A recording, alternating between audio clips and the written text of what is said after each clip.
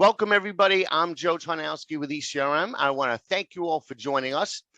Today, we're going to cover the 5 key things that are essential for suppliers to cover during their ECRM buyer meetings. And to do that, I have with me today John O'Malley, who is the founder, president, and CEO of John O'Malley and Associates. Now, he's got a lot of expertise in this area because he's participated in more than 285 ECRM sessions over the years, representing clients across all different categories. So he knows what works, he knows what doesn't work from practical experience. So, John, thank you so much for joining us. And before we dig into those 5 key points, could you give a little background on yourself? Absolutely, Joel. Thank you. It's so nice to be here. Thank you for this opportunity. I graduated from West Point, Captain Ranger in the Army. Then I got hired into the real Army, Procter & Gamble. I had a wonderful experience there. I worked in manufacturing, marketing, and sales at Procter & Gamble for about 10 years, and I probably learned a lot more than I contributed. Then for the last 30 years, I've had my own sales and marketing consulting company. And what I do basically is work with 5 clients at a time and try to get involved in their sales management and fit my skill set into whatever the company needs to help grow a profitable business. So that's my background. Awesome. And I've met some of your clients over the years at our sessions. So again, thank you for joining us and providing your expertise. So let's dig into the 5 points. So which one do you want to start with? Well, just as a little brief overview of all the shows I've attended, ECRM, which I've really enjoyed, 14 have actually been virtual. So I really love that format. And what I've kind of developed over the years is a format that works for me, whether it's a 5-minute meeting or 10-minute meeting, or even a 20-minute meeting. And I really find there's really only 5 things that I have found that a buyer really needs to hear something about. And as you can see on my screen here, the first is a little bit about the company, incremental product opportunity, the pricing, advertising, marketing, and then the marketing and sales team. So it's really pretty basic here. So we can actually start, I think, with the company, if you want to start there in terms of what I tend to do first in terms of, explaining to the buyer who we are. So how do you want to start that? Sure. Yeah. Let's start off at the top with the company. And obviously, at our meetings, we have 5-minute meetings, we have 10-minute meetings, we have 20-minute meetings. So the whole goal is to be brief. So when it comes to the company itself, what do you recommend? How do they present it, the company and their product? Yeah, I think it's really important that, we very briefly, maybe with one slide, explain who this company is, how long they've been in business, where they had any retail success, who the management team is, what kind of experience and credibility, what type of retail sales success, account distribution, and any awards, and, provide some kind of general discussion about, the financial stability. You don't have to talk about specifics, but I think they want to know, being the retailer, this is a reliable, viable company and somebody we would like to consider doing business with. So that's what I usually cover. And that takes, only a minute or so to quickly get into that and explain that typically. Yeah, and you don't need to really go into the company's history. And I mean, all of that can be done once the relationship progresses. Nobody has time to really, it's during our meetings, it's not a schmooze fest. It's really to get the essential information out there that the buyer needs to make a decision. And the other thing I would say about that, Joe, is that when the meeting starts, I usually just cut right to the chase, say, hey, listen, let's get started. We don't have much time. There's not really a big need for a lot of introductions. And, it's really a matter of getting right to the issues here. So I just start right in typically, whether it's a 5 or 10 or 20, just because, buyers are going to see a whole lot of vendors during that week. They need to know the facts, who this company is. So there's no reason to talk about, information that's just not relevant at that point in time. You bring up a really good point, because a lot of people, especially if they haven't done our format before, they're used to maybe meeting someone at a networking function. You have some small talk and get into it. So they feel almost uncomfortable digging right into the point. But at our sessions, the buyers expect that, they want that, because like you said, time is at a premium. They're meeting with 50 companies. They want to get to the point right away. So incremental product opportunity. Tell us about that. Yeah, this is actually the most important part of the presentation. Every buyer I've ever talked to says, John, I'm coming to ECRM. I want to find those products that are diamonds in the rough, perhaps, that are really going to grow my category incrementally. In other words, don't just swap product, don't cannibalize, talk about something that's really incremental. Now, incrementality can be defined several different ways. The obvious way, it's a brand new product form that's not been out there. That's great, but that's not always the case. But incrementality can talk about how can we grow the business? Are we going to appeal to another demographic? Like maybe we're bringing natural food products or health food product company purchasers into this retail channel? Are we going to appeal to a certain demographic that's not being properly served? Is there a new product benefit? It's really important that the buyer understands this product has the best potential to grow my category. And that's what they're going to really make note of. And whenever you talk in terms of products, I always try to talk about product features. The product is such and such, and the corresponding consumer benefit. For example, if product A has the clinically tested ingredient B, then ingredient B has a proven track record to record, of addressing symptom C. The point being there is that the buyer has to believe that this product is something that is not just going to maintain sales, it's going to lift the whole category. This is the most important part of the whole presentation in my experience. So I really encourage all my clients to think in terms of incrementality. Excellent. And it's really important to present in terms of the buyer's needs. Like you said, they it's not about me, the supplier, it's about them. And not to talk down about any suppliers, but the buyer doesn't care about you. The buyer cares about themselves and their category. So whenever you're presenting, you want to talk in terms of how you're going to help the buyer. Absolutely. That's exactly right. And I will tell you, I've had a lot of success when I really stress the incrementality, and I try to get people to think in terms of, okay, you got a great product there, but explain to the buyer why this great product is going to be something that grows the whole category. Not every product has that potential, but a lot of products have the potential to do that, depending on how you position it to the buyer. And if I encourage my clients to make sure they really examine and think in terms of the buyer's perspective and say, okay, how can I present this in such a way that the buyer's going to say, well, I really need to have this product here because I'm going to miss a growth opportunity. So this is really important. And I really stress that to focus on the term incremental if possible. Right. What is it going to add? You don't want to just swap it out and everything stays the same, because it's a lot of work for them to swap out a product. So what's that net add going to be? So, So now we get to pricing. Pricing is extremely important. It's a difficult subject for a lot of brands to determine. So what are your recommendations there? Yeah, the issue on pricing is that the buyer's going to say it and try to think in terms of, does the pricing make sense in terms of value and the competition?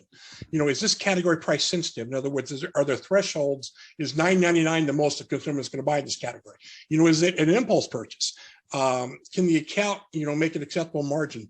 I subscribe to the theory that price connotes efficacy. And what I mean by that is that premium products are really ideal for the buyer in particular, because it's going to raise their margin, but consumers are willing to pay more if the benefit that's promised is delivered properly. So I really like to work with premium products because you're not getting to a price war trying to be the lowest one on the market.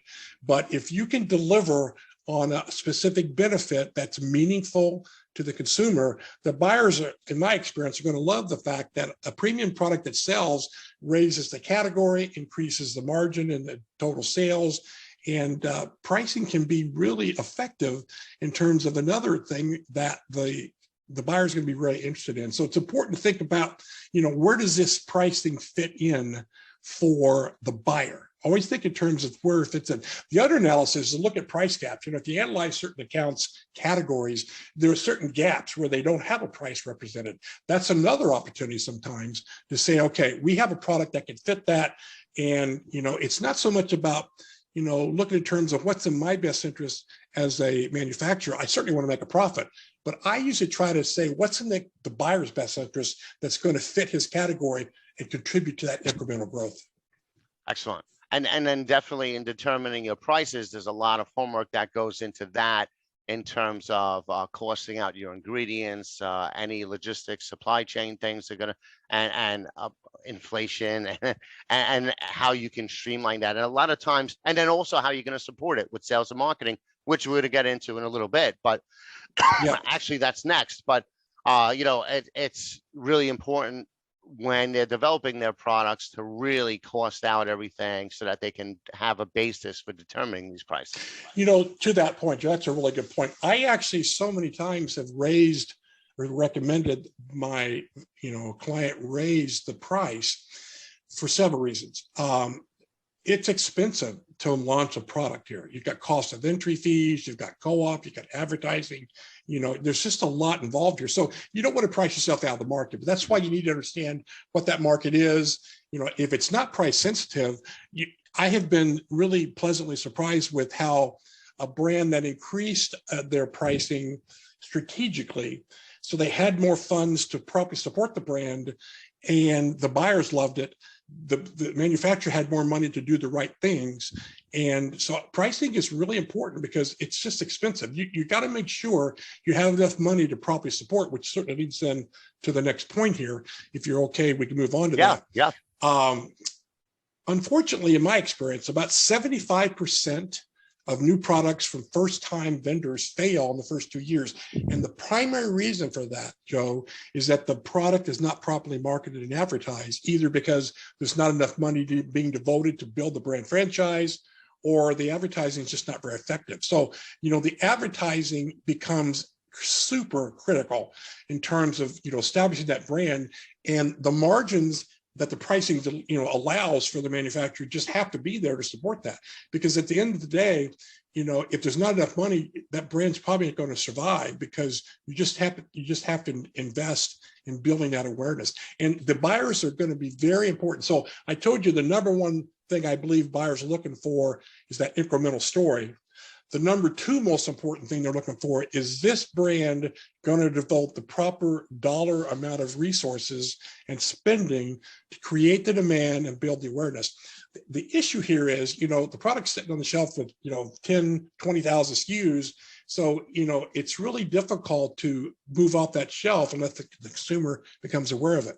And this advertising marketing spend is not, this is above and beyond whatever might be co-op with the trade.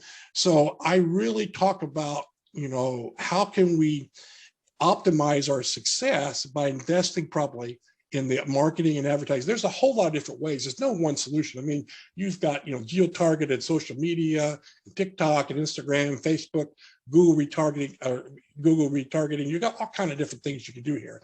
But the point is, there has to be money spent. And to that point, I also have found buyers are much more receptive when the manufacturer puts a dollar amount on their expected spend for the next 12 months. Because again, so many products fail if the buyer doesn't believe there's going to be enough money put behind this, and they don't believe the manufacturer's serious enough to understand how much of investment is needed.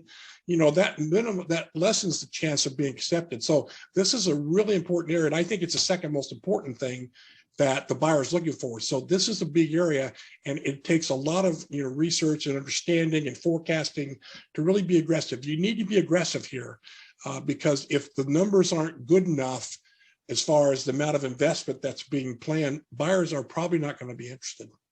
Yep, because in the beginning, it's everybody is trying to get on the shelves, and then once you're there, the job is to get off the shelves and into consumers' baskets. So now social media, from what I'm hearing, is playing such an important role these days. What are you hearing in your discussions with buyers relevant to that? Well, you're absolutely right. 10 years ago, before social media, or if that's the right timeline, there weren't a lot of options for smaller, mid-sized startup brands, because the traditional, TV, radio, print, those things can be very expensive. Social media, in my experience, has kind of leveled the playing field. I mean, I've had brands that start up, with a very low budget, and they get into, select accounts initially, and they do geo-targeted Facebook ads, to the exact zip codes where the store is located, and they try to tie in with the store's promotional activity if there's a coupon or promotional event. Maybe they have a 15-second, video or whatever. So there's a whole lot of things that can be done that are reasonably affordable. It's not cheap, but it's reasonably affordable in terms of social media. Typically, companies need some help there. So I recommend, networking with, social media company, a media marketing company, media management. There's a lot of them out there, but someone who's affordable, but also can help you execute some of these strategies, because social media can be extremely effective. But you need to understand how to make all that work. And new brands in particular who don't have gigantic budgets, can really compete if they have a unique incremental product, if they have the right kind of effective social media plan. Yeah, and I've seen some brands at our sessions that may have started direct to consumer and social media only, but they've built such an audience and they've become social media influencers in their own rights. Like, for example, there's one men's grooming product company where the owner of the company has got like 800,000 followers on social media. He was a celebrity barber first. So, and his videos are very well produced, his social, and now he's crushing it at retail. And it's just one thing plays off another. He gets a product in Target. He's doing a video in front of that Target store, letting everybody know it's there. There's another one, coffee company, where they make hysterical videos that get unbelievable numbers of views. And it's just, when they're meeting with a buyer and the buyer sees that, they have confidence to know that these people are going to push those products because through their own channels. So I always recommend, if a brand can build their own social media presence, versus obviously you can go and you leverage influencers and go that route. But if you can become your own social media influencer yourself as a brand, that is priceless. Yeah, you're absolutely right, Joe. The other thing that I find a lot of new companies, manufacturers, in my humble opinion, they have a misconception. They assume, the co-op advertising that the trade offers, which can be really effective, and some of them have really great opportunities, but they assume that's enough, and it just is never enough. You're competing with so much product. There has to be this umbrella campaign in some format. Like I said, social media is a wonderful way, but that's in addition and above and beyond the co-op, and the trade expects that. I mean, there are a lot of accounts, appropriately have good, effective co-op programs, but they're also looking for this overlay of, advertising. And that's why this has to be thought through. It has to be budgeted, and it has to be, really important here. You and I worked on an article about the packaging. So the other thing you have working for you, if you have your package perfect, where that front panel jumps off the shelf, that's your everyday ongoing advertising vehicle, if you will. But it takes more than that. You've got to have this umbrella overlay, because that's the only way a brand's going to be successful. And it's the only way our buyer is going to be receptive, because they know how difficult it is to, create the demand and trial. And they're looking for the manufacturer to lead the way in that regard. Yep. And social media is a good way to get discovered too. When we had our Impulse front end and check lane session in February, I interviewed a dozen buyers just on, to them, what makes for a successful Impulse product. And in my discussions with them, a few of them brought up the fact that the way they find out what type of Impulse products they want to look for their stores is by searching TikTok, seeing what's trending. They may see a certain gadget or like a fidget spinner type thing trending on social media, and then they'll either look if the brand is used in that video, they'll research that, or when they have their meetings at our sessions, they'll look for similar types of products. So just getting out there and getting other people to talk about your brand, it helps with that discovery process, or at least to validate when a buyer's doing research on your product, it'll validate their decision. Yeah, that's exactly right. So that's very good input, by the way. So yeah, so now the sales and marketing team.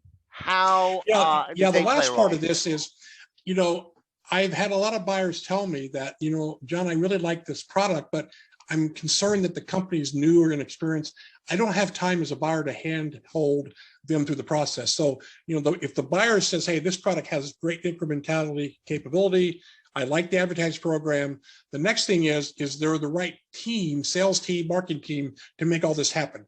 If the onus is on the manufacturer to do the follow-up, do the portal, the setup, the buyers just don't have time to walk people through that step by step. So they're looking for some experienced people, and that can be, the company may be experienced, and that's wonderful. There are a lot of really great brokers out there. There are consultants. There's tremendous media management companies. But the point is the buyer has to have that confidence that if I go forward with this, this company's not going to drop the ball. And that actually becomes the third most important reason that I've experienced why buyers, will or will not take a product on. They just have to have the confidence that this team's capable of making this all happen. Yeah, can you deliver on the execution, and the capabilities? And, I think that's one key thing that is very important for suppliers to understand is it's very important to be transparent in what you can do and what you can do. Don't lie about a capability you don't have, because that it's better to get a no now and say, listen, we don't have the capability to go into all your stores right now, and maybe get a no or something reduced, rather than say you can do it and then fail, because you'll never get that account back. But at least if you're honest, you can say, look, can we start regionally, or can, maybe start over here and then expand, or, so I think transparency is another thing that's just really important, especially on the execution side when you're talking about what you can do. I think that makes perfect sense. That's a really good point, because buyers don't want to get overcommitted either. I mean, the buyers that I've worked with over the years, they're typically very receptive to a regional launch, because again, it minimizes the buyer's liability. It gives the buyer a chance to evaluate, can this vendor really perform? And so I wouldn't necessarily balk at if you're offered the opportunity of regional, because it's just, there's a lot of variables out there and a lot of costs. And I'd rather find out a glitch or a minor problem or tweaking our media when I'm in 500 stores, rather than finding this when I'm in 8,000 stores. You know what I'm saying? It's just the logic of let's walk, before we run, and do this thing right, methodically. Yep. I know everybody's eager. Everybody wants to be across the country right away, but you're right. Doing it in a slow, methodical, organic growing method is the way to go. Yep. So we have so all let me these just things. kind of Sure. go as a recap. Just again, I want to talk about, I told 5 steps, but the 3 that are the most important, it's got to be incremental. There's got to be sufficient advertising, and it's got to have the right sales team. If the presentation really keys in on that and convinces the buyer that that's the situation, the chances of success are very high. So, I really encourage, manufacturers to consider that. But that actually leads to the next part of a brief discussion I'm going to talk about. I have learned over the years that whether I'm in a 5-minute or a 10-minute or 20-minute meeting, I'm going to spend half of that meeting presenting, and at the halfway mark, in a 5-minute meeting, at 2.5 minutes, I'm going to stop presenting and I'm going to start closing. And I can tell you that's really important. A lot of new vendors and first timers to go to ECRM, and from what I've heard and what I've seen and what buyers have told me, they have a wonderful product, but they present the whole time. At the end of the meeting, there's not a clear understanding of where we go, what the next step is. Yeah. That's why that second half of the meeting for the close is crucial, so we understand what the buyer is interested in, what they want to do, what the next step is. Is it a Zoom call, a portal setup, whatever it is? There has to be a dialogue to flush out the buyer's real interest. So at the end of a meeting, there's only 3 options. The buyer is definitely interested, and then we're going to move forward on the next step. The buyer has no interest, so it's not you don't pursue, or the buyer is interested with some question mark. If you don't have that half meeting dialogue of the close, you're not going to understand that. So I really find that important. And you're saying to myself, how can I do a 2.5-minute presentation?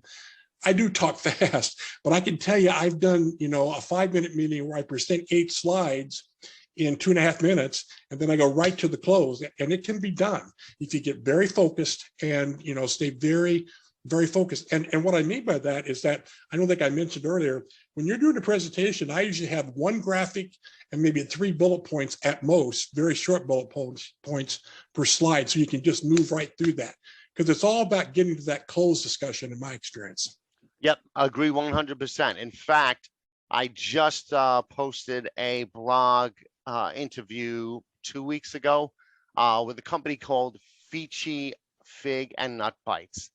And they did 5-minute meetings, and he tailored his presentation exactly to the guidelines that you just mentioned. He wanted to keep it short. He made his presentation part 1 minute, and he rehearsed and rehearsed, and then he left 4 minutes for discussion so that he can answer any of those questions and get to those next steps. I think that's brilliant, because again, the whole point of that meeting is to get the buyer interested that this is incremental.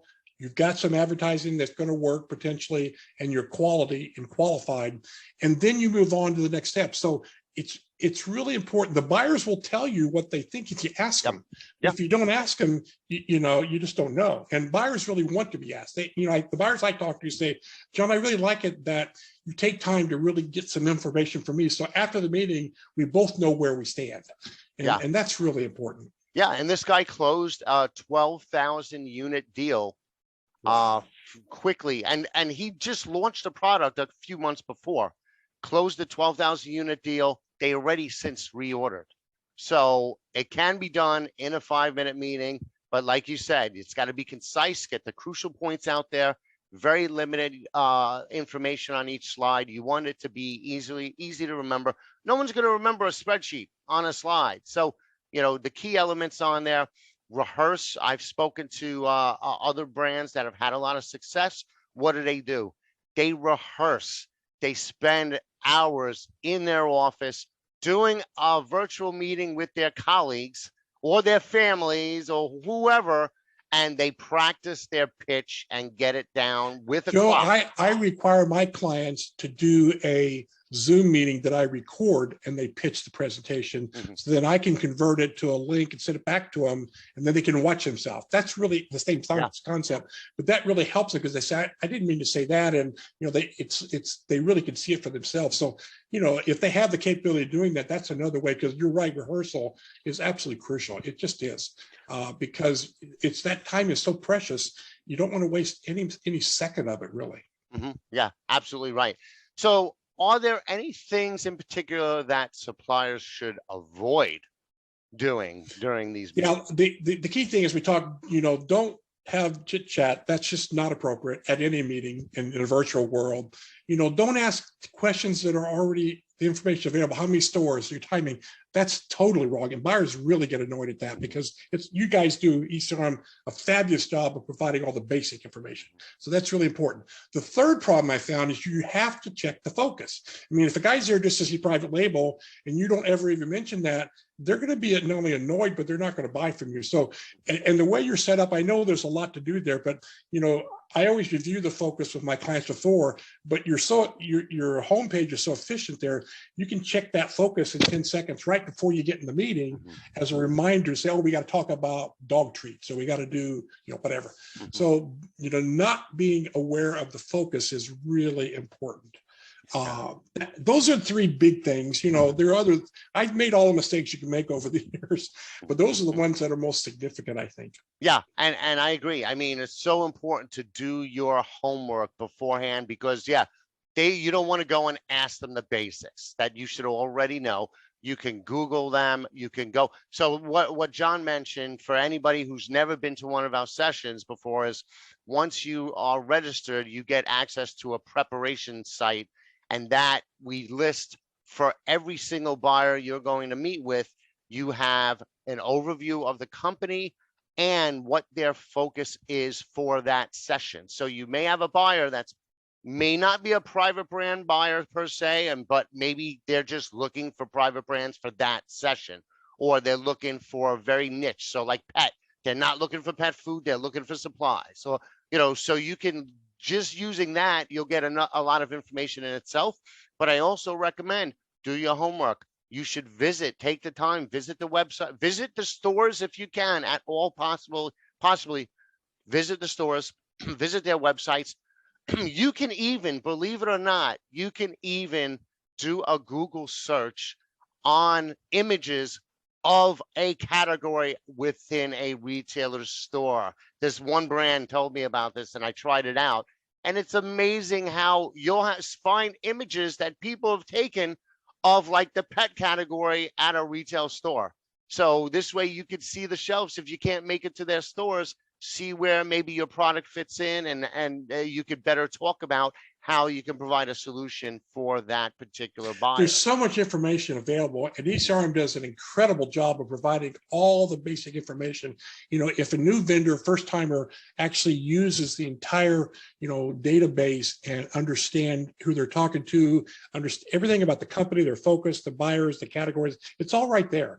So, you know, it's just an invaluable tool. There's one thing I wanted to mention that I forgot, but I think it's important. I've had a lot of clients and companies come to me and say, well, in a 5-minute meeting, the most I'm going to be able to do is just, you know, put a name to the face and get recognized. That's not true. If you get organized, you can do a tremendous amount in 5 minutes. Like you said, the guy did 1 to 4 minutes, 1 and 4. But if you take that same philosophy, only focus on the company, incremental pricing, advertising, the right sales team, and split it up and really focus, you can accomplish a whole lot in the 5-minute meeting. So, you know, don't assume you can't do it because it's being done all the time. Yep. Awesome. So listen, if anybody wants more information or they want to reach out to you to pick your brain about some of these things, how do they find you? Well, the best way is call or email. My email's I think here, but it's johnjoy1@aol.com. Just a little reference here that, you know, everybody says, why AOL? Well, my wife's name is Joy. We're married 47 years, and I've had that email for 36 years. So a lot of people know it, so I'm going to keep it. Good point. Good point. Awesome. So listen, John, thank you so much. And just to let everybody know, John's going to be doing some regular content for us on a whole bunch of different topics, best practices for brands. So keep an eye out for that on the ECRM blog. And so, John, thank you so much. Much appreciated. I appreciate it. Thank you, Joe.